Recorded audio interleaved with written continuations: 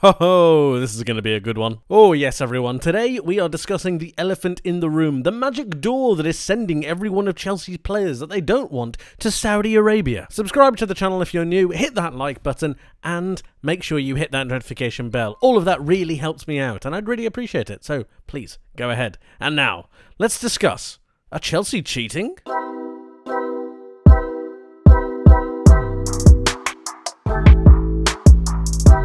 Today we are investigating, we're diving into the facts to uncover what is true and what is false. We're looking at all of the information that we possibly can and drawing our own conclusions. So without further ado, let's begin.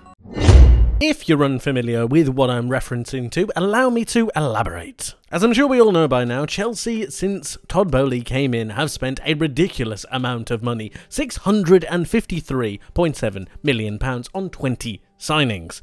That's led to some problems. The main issue being Chelsea have a ridiculous amount of players and, well, they can't really sell them. You see, the problem is that when Chelsea signed all these players, they actually didn't end up selling anybody, which means that they now have a squad of around about 50 players, and they're on a lot of money. Clubs are now looking at their predicament and refusing to negotiate with them, because why would they? Chelsea desperately need to sell. What's more is their new manager, Mauricio Pochettino, is about to walk in the door, and they're gonna tell him that they can't buy anyone, unless they sell people.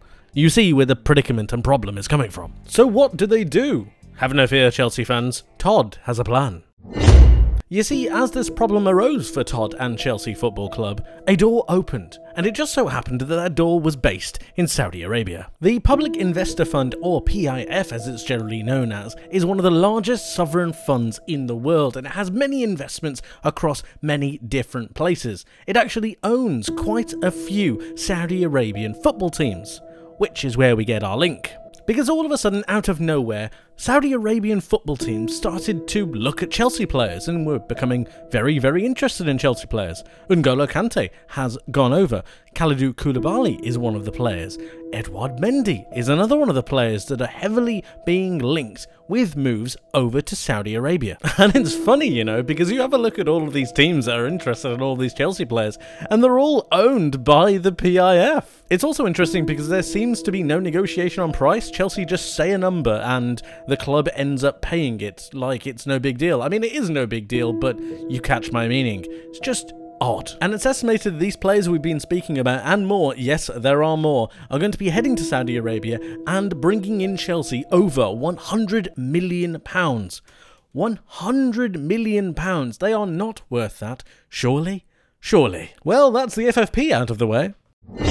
Oh, and it gets better. After further research, the PIF, who actually own Newcastle United, have had major investment put into Chelsea's new majority shareholder, Clear Lake Capital. And to top this all off, there is more vested interest between the PIF and Todd Boehly, as Kane International, his real estate company, have combined with the PIF to invest $900 million in luxury hotel group Amman. Are they trying to protect their investment by making sure all is good on the Western Front? Or is this all just a plain coincidence and some of the pieces just happen to have fallen into place to look like it's something a little bit more nefarious and naughty than it actually is? Time will tell, I suppose.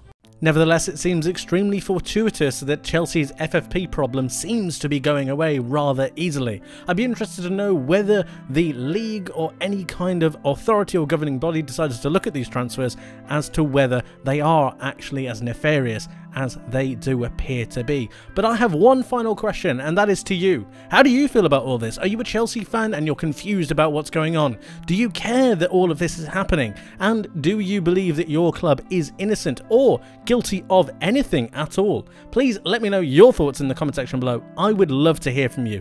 That is it from me for today. Thank you ever so much for watching, and I will see you in the next one. Take care of yourselves, guys. Bye-bye.